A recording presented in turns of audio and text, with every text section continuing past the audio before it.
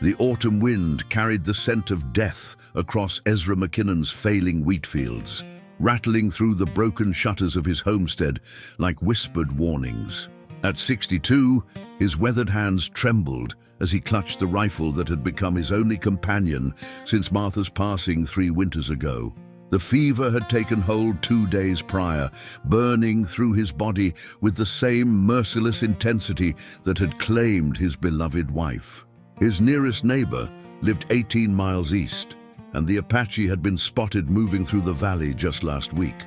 The loneliness pressed against his chest harder than any bullet wound, making each labored breath a struggle against the inevitable. The small cabin that had once echoed with Martha's laughter now stood as silent as a tomb, save for the occasional creak of settling timber.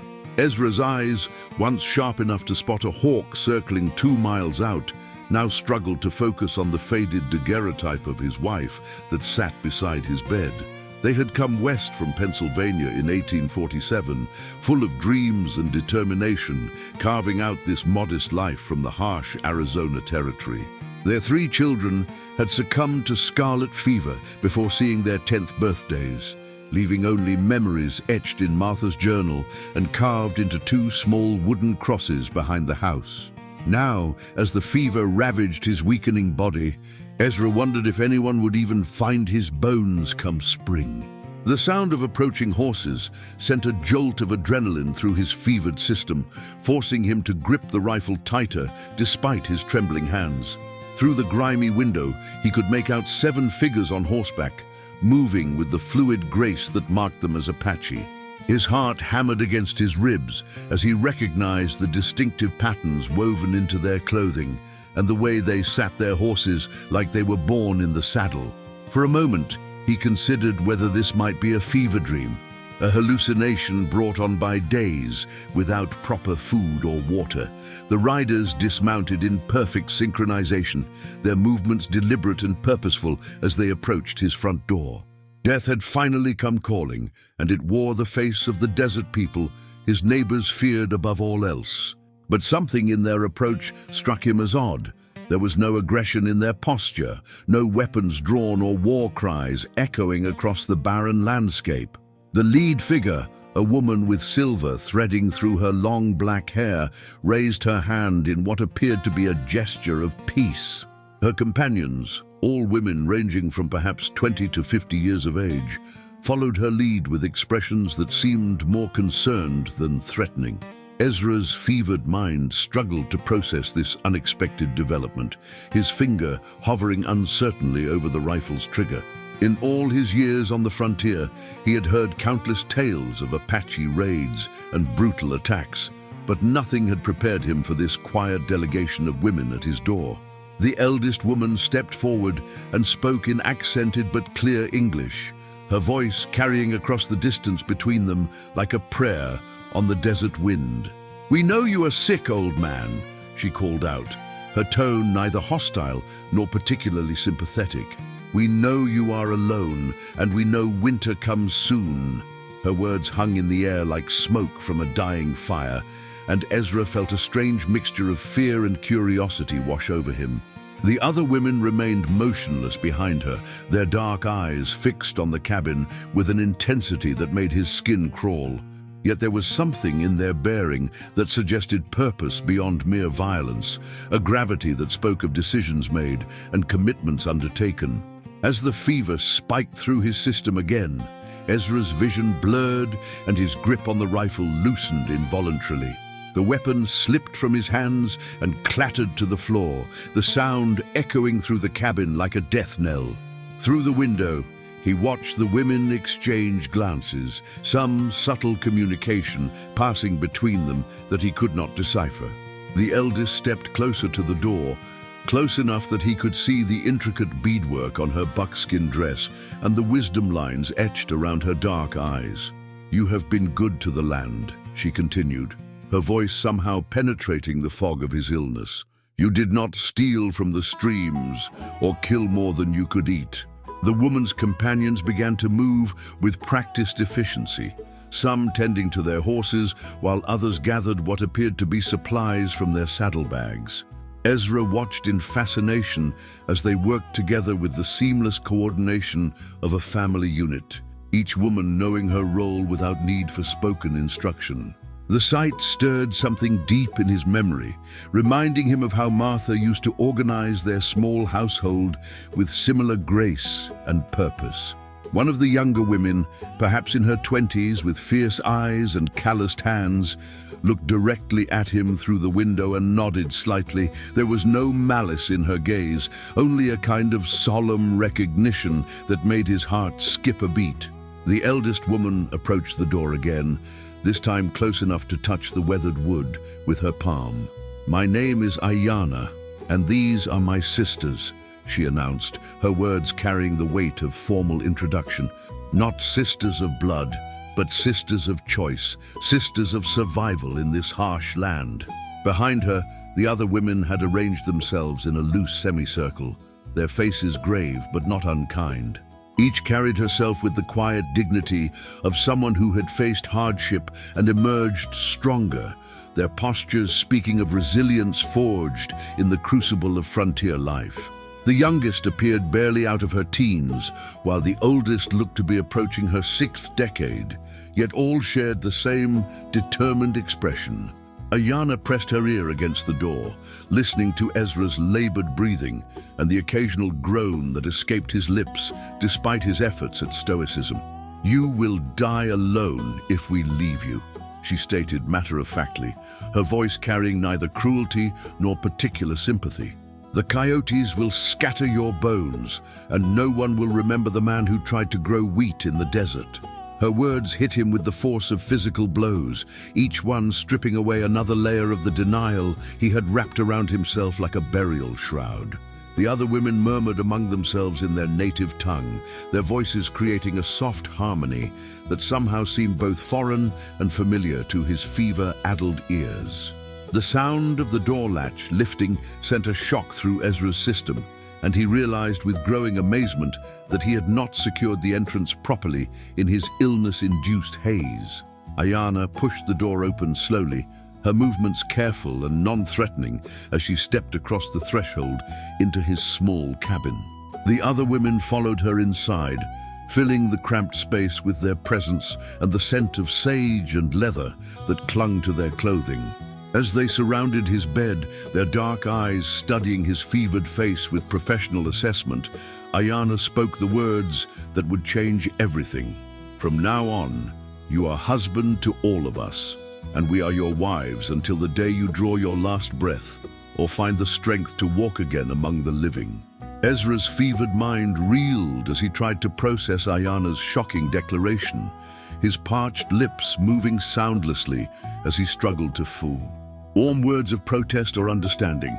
The 7 women moved through his cabin with the efficiency of a military unit, each taking on specific tasks without need for discussion or direction.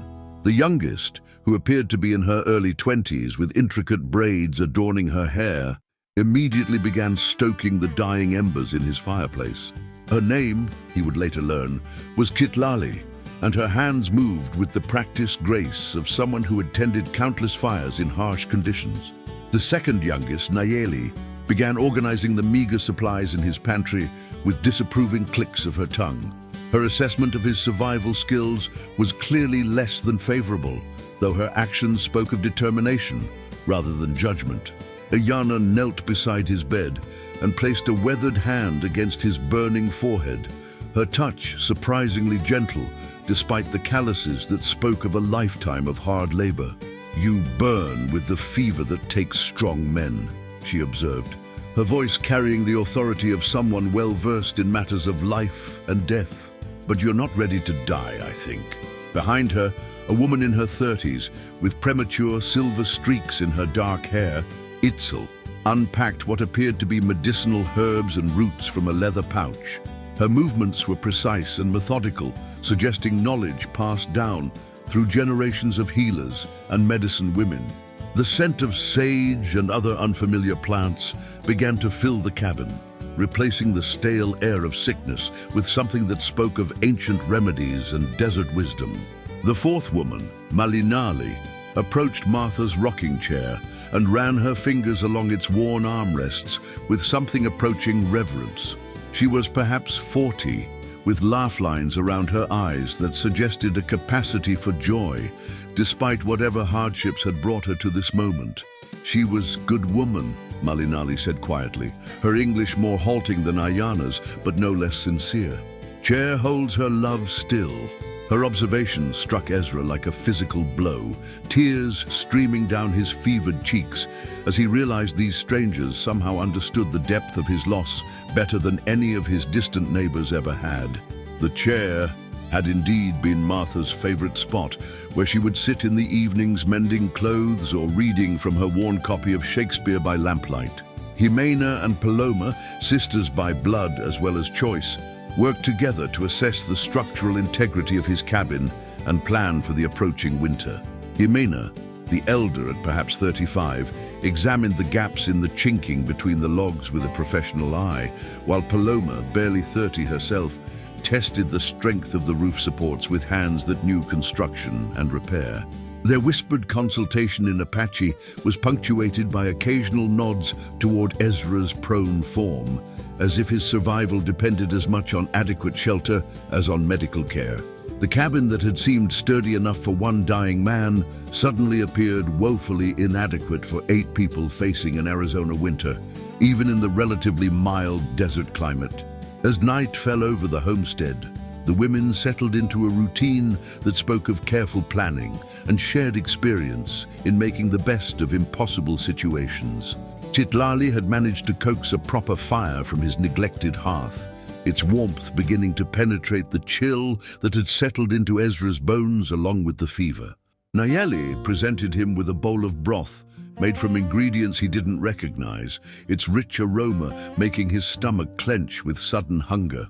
"Drink," she commanded in accented English, her tone brooking no argument despite her youth. The liquid burned his throat but seemed to ignite something vital within his weakening system, a spark of strength he had thought permanently extinguished. Itzel began preparing what appeared to be medicinal tea from her collection of dried plants, the process involving careful measurement and timing that spoke of serious knowledge rather than folk superstition. "This will break the fever," she explained as she worked, her English precise and clinical. "But you must drink all, even if taste is bad." The brew she eventually produced was indeed bitter beyond description, yet Ezra found himself draining the cup without protest under her watchful eye.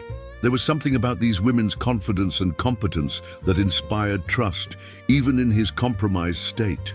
They moved with the assurance of people who had faced death before and emerged victorious, their very presence a bulwark against the despair that had been consuming him. Ayana settled into Martha's rocking chair as the evening deepened, her presence somehow making the piece of furniture seem less like a shrine to the dead and more like a functional part of a living household.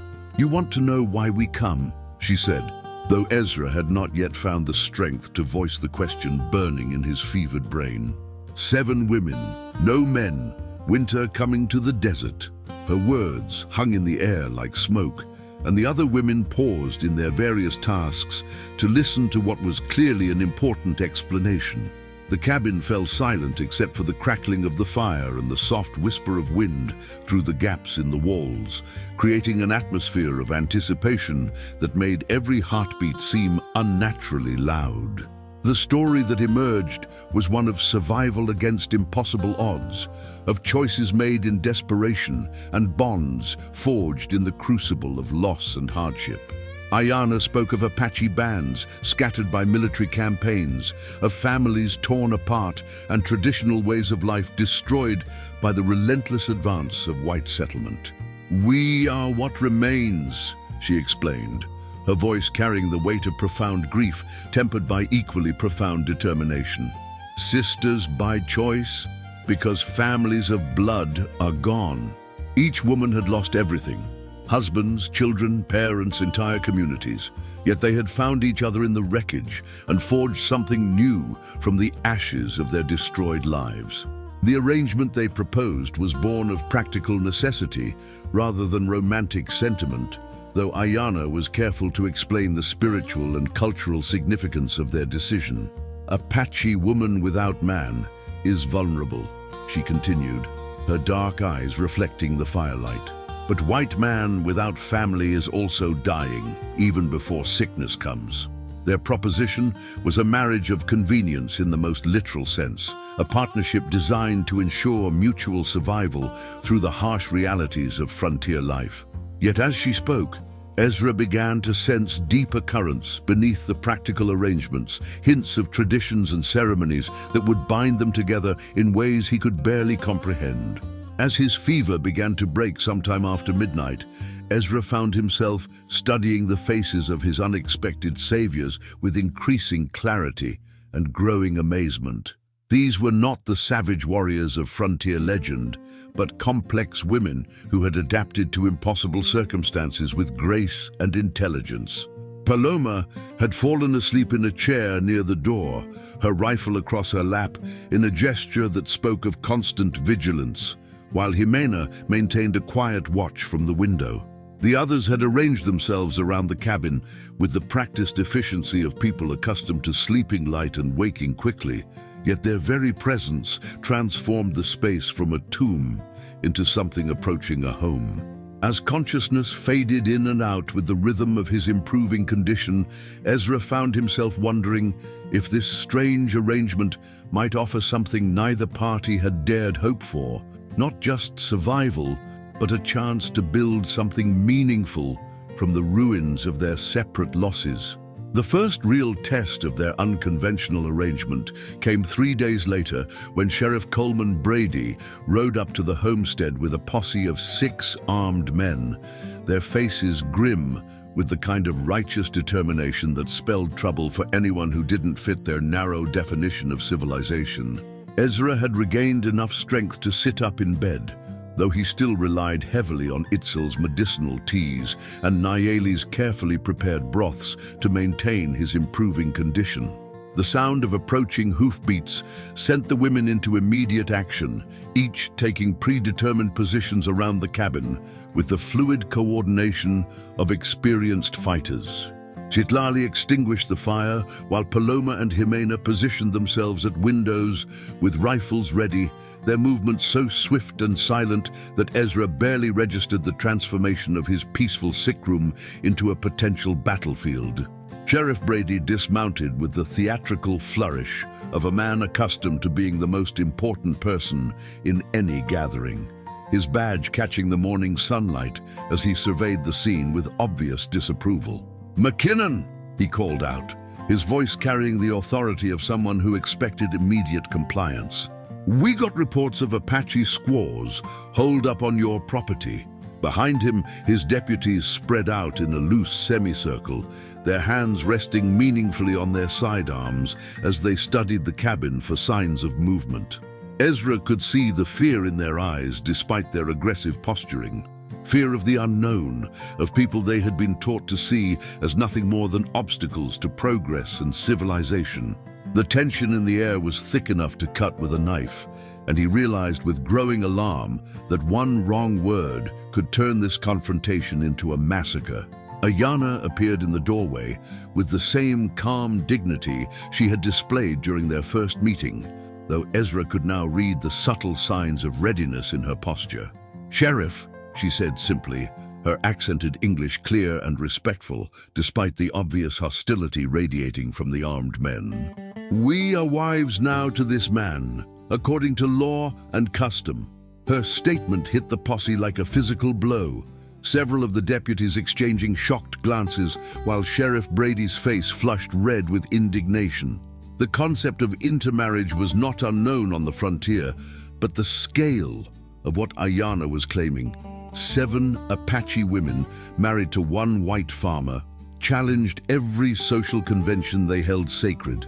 The sheriff's hand moved instinctively toward his weapon before some vestige of legal training reminded him that marriage, however unusual, was not technically a criminal offense. The revelation that followed struck like lightning across the desert sky, forever altering the trajectory of all their lives.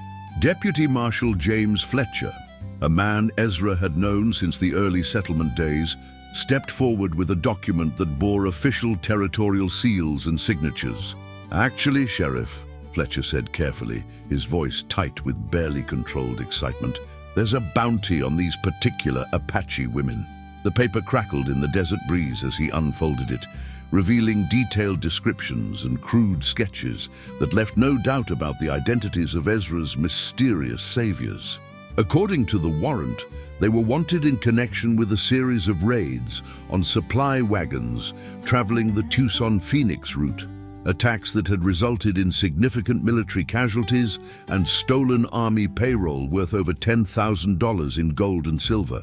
The accusations hung in the air like gun smoke, and Ezra watched as the women's expressions shifted subtly from wariness to something approaching resignation. Ayana's shoulders straightened almost imperceptibly, while Paloma's grip tightened on her rifle in a way that suggested she was calculating distances and angles with deadly precision. "Lies," Malinali said quietly, her voice carrying more sorrow than anger. "We take no gold, kill no soldiers." But even as she spoke, Ezra could see the doubt creeping into the sheriff's eyes, the way civilized men looked when they realized they might be standing too close to violence they couldn't control. The wanted poster described a coordinated series of attacks that had terrorized the territory for months, attributed to a band of Apache women who seemed to appear and disappear like desert spirits. Sheriff Brady's hand was now openly resting on his pistol butt as he studied the women with new eyes, seeing potential threats where moments before he had seen merely an unusual domestic arrangement. "Now, McKinnon," he said carefully, his voice taking on the tone men used when trying to talk someone down from a ledge. "You can't tell me you're harboring wanted criminals in your home." The implication was clear. Ezra would have to choose between his unlikely saviors and his standing in the white community, between the women who had pulled him back from death's door and the law that claimed to represent civilization and order. The other women had positioned themselves so that they formed a loose defensive perimeter around Ayana, their body language speaking of loyalty that ran deeper than blood and a willingness to fight that would make any confrontation brutally costly for everyone involved. The standoff stretched like a bowstring pulled to its breaking point, each side weighing options and calculating odds, while the desert sun climbed higher in the cloudless sky. Ezra struggled to his feet despite his weakness, determined to face whatever came next on his own two legs, rather than from the vulnerability of his sickbed. The movement drew everyone's attention, and he could feel the weight of their expectations pressing down on him like a physical burden. These women had saved his life, had offered him companionship and purpose when he had resigned himself to dying alone and forgotten. Yet the evidence against them seemed damning enough to convince any reasonable person of their guilt. The gold they were accused of stealing could provide a comfortable life for a man like him, but accepting that comfort would mean betraying the people who had shown him kindness when he had nothing left to offer in return. What happened next would be discussed in saloons and general stores throughout the territory for years to come, a story that grew more elaborate with each telling until it took on the quality of legend. Deputy Fletcher, perhaps motivated by greed for the substantial bounty, or simply by a lifetime of conditioning that taught him to see Apache as inherently dangerous, made the fatal mistake of drawing his weapon while Ayana was still speaking. The movement was meant to be a show of authority, a gesture to remind everyone who held the real power in this confrontation. But it triggered a response that demonstrated just how much he had underestimated the women he was facing. Paloma's rifle spoke first, the crack of gunfire echoing across the desert as Fletcher spun and fell, his unfired pistol flying from his grasp to land in the dust beside Ezra's neglected wheat.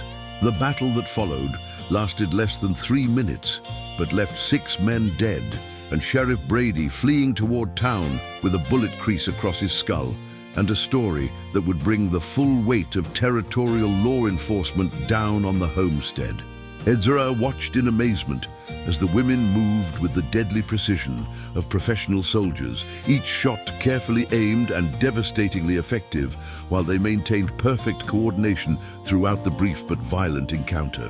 When the gun smoke cleared, Jimena was binding a flesh wound on Citlali's arm, while the others efficiently stripped the dead men of weapons and ammunition, their faces showing neither satisfaction nor regret at the carnage they had been forced to inflict. The transformation from gentle caregivers to deadly warriors and back again happened so quickly that Ezra wondered if he was still trapped in some fever dream. As they prepared for the inevitable pursuit that would follow Brady's escape, Ayana approached Ezra with an expression that mixed determination with something that might have been regret. "Now you know who we really are," she said simply, her dark eyes studying his face for signs of fear or rejection. "We are not helpless women seeking protection, but warriors who have chosen to make you family despite the danger it brings." The other women continued their preparations with practiced efficiency, packing supplies and checking weapons while keeping watch for additional threats. But Ezra could sense their attention focused on his response to this revelation. The choice that had seemed theoretical moments before was now starkly real. Stand with these deadly women who had saved his life, or face the consequences of harboring wanted fugitives in a territory where justice was often swift and final. Ezra's response came not in words, but in action. As he struggled to the gun cabinet that had remained locked since Martha's death and withdrew his father's old cavalry saber, a relic from battles fought in a different war against different enemies. His hands shook not from fever now, but from determination as he buckled the weapon around his waist, the leather belt hanging loose on his diminished frame, but carrying the weight of decision made final. "If you'll have me," he said quietly, meeting Ayana's surprised gaze with eyes that held new fire, "then I reckon it's time this old farmer learned what it means to ride with Apache warriors." The transformation in the women's faces was immediate and profound, masks of resignation giving way to expressions of hope and something that might have been joy, as if his acceptance had validated not just their desperate gamble, but their very existence, as human beings worthy of loyalty and love.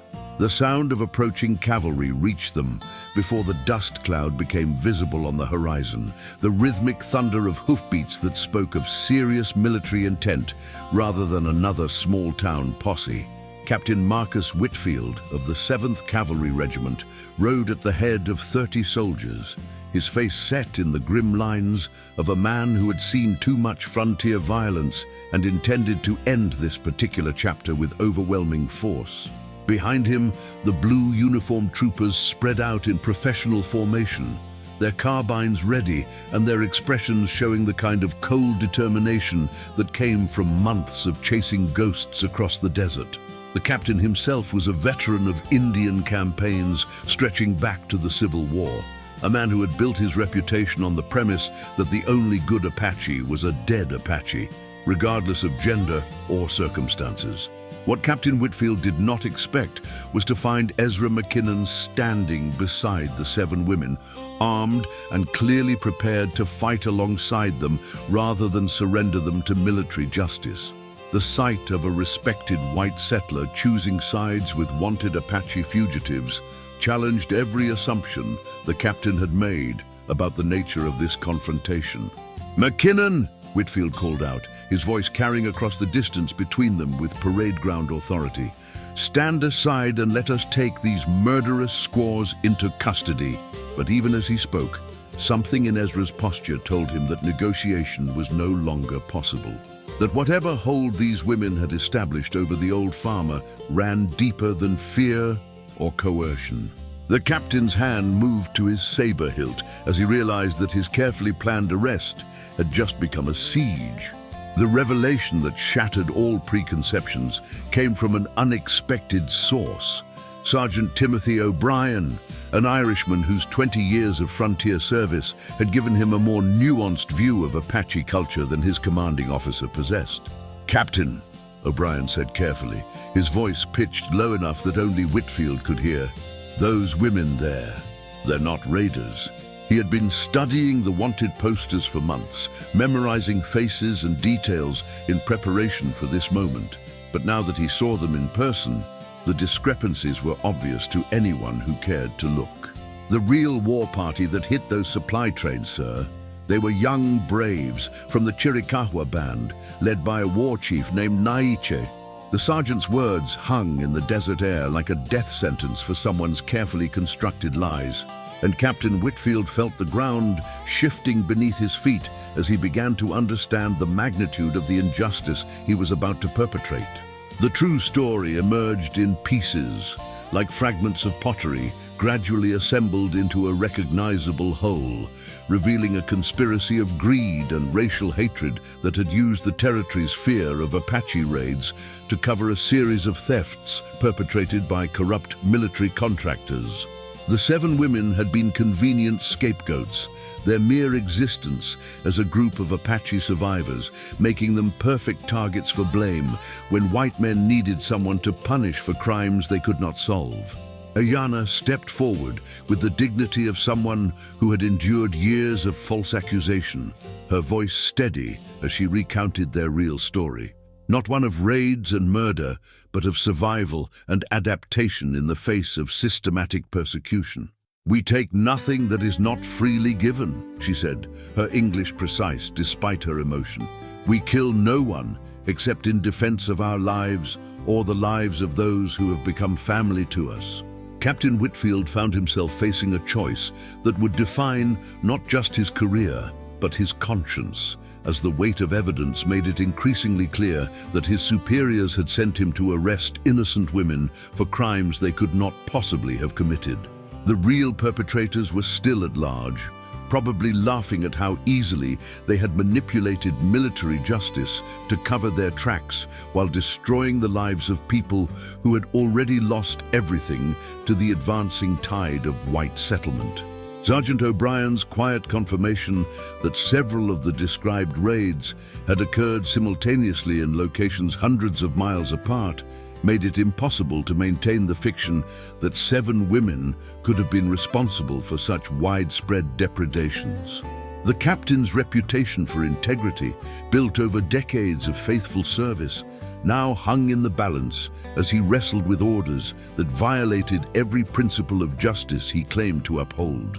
The standoff that followed tested every person present, as 30 soldiers faced 7 women and 1 recovering farmer in a confrontation that could only end in tragedy if pride and prejudice prevailed over truth and justice. Ezra stepped forward, his father's saber catching the afternoon sunlight as he positioned himself between the women and the massed cavalry, his voice carrying across the desert with surprising strength. "Captain," he called out, "these women saved my life when I was dying alone and forgotten, asking nothing in return but the chance to build something decent from the wreckage of their destroyed world." His words carried the weight of absolute conviction, the testimony of a man who had seen these so-called murderous squaws tend his fever with gentle hands and transform his house of death into a home filled with purpose and hope. The moment of decision came when Captain Whitfield slowly drew his saber, the steel singing as it cleared the scabbard, but instead of pointing it toward the women, he drove the blade deep into the desert sand at his horse's feet. "Sergeant O'Brien," he said loudly enough for everyone to hear, "mark this in the record. No Apache fugitives found at the McKinnon homestead." The gesture sent a ripple of confusion through his troops, but the veteran sergeant understood immediately, his own weathered face breaking into a grin as he began barking orders for the company to mount up and resume their patrol. The captain's decision was an act of moral courage that would later cost him his commission when his superiors realized he had chosen justice over expedience. But in that moment, it felt like the most important victory of his military career. As the cavalry rode away into the desert sunset, leaving behind nothing but dust and the promise of bureaucratic consequences that seemed insignificant compared to the lives they had chosen to preserve, Ezra found himself truly married to 7 remarkable women who had taught him that family could be forged from the most unlikely circumstances. The homestead that had seemed destined to become his tomb was transformed into something unprecedented on the frontier, a household where Apache tradition blended with white customs to create something entirely new and unexpectedly beautiful. Winter came and went, with the rhythm of shared work and gradual understanding, as Ezra learned Apache words while teaching his wives to read English, their conversations creating a bridge between worlds that most people believed could never coexist. In the spring, when travelers occasionally passed through their valley, they would find a prosperous farm, worked by a family that defied every convention of frontier society, yet somehow embodied everything the West was supposed to represent: the courage to start over, the wisdom to adapt, and the faith that human decency could triumph over the harsh realities of survival in an unforgiving land. The story that began with a dying man's despair had become a testament to the possibility of redemption through unexpected love, proving that even in the darkest moments of human experience, hope could arrive wearing the face of strangers willing to call you family.